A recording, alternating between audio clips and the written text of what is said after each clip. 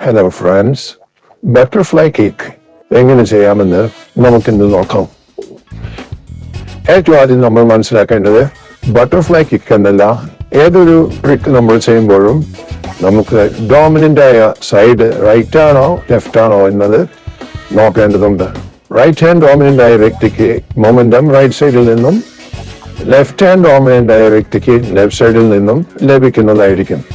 So ആദ്യം നമ്മൾ ഇതുപോലെ കാലുകൾ വൈഡായി വെച്ച് റൈറ്റ് സൈഡ് ഫേസ് ചെയ്ത് നിന്ന് കൈകൾ മുകളിലോട്ട് ഉയർത്തി ഇതേപോലെ റൺ ചെയ്യുക.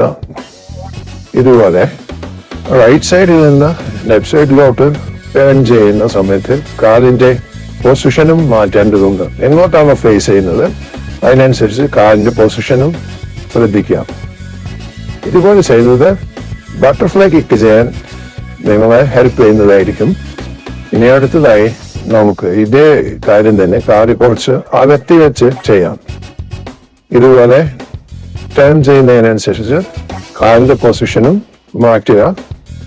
റൈറ്റ് സൈഡിൽ നിന്ന് ലെഫ്റ്റ് സൈഡിലോട്ട് പൊസിഷൻ മാറ്റുക.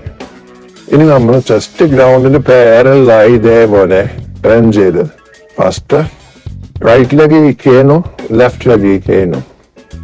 ഇതുപോലെ ചെയ്ത് നോക്കുക.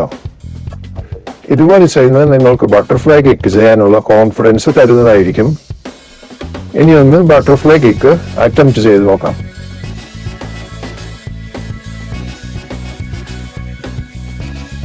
ഓക്കെ ഗൈസ്, അപ്പൊ അത്രേ ഉള്ളൂ. ബട്ടർഫ്ലൈ കിക്ക് വളരെ ഈസിയാണ്. നിങ്ങൾക്കും ട്രൈ ചെയ്ത് നോക്കാം.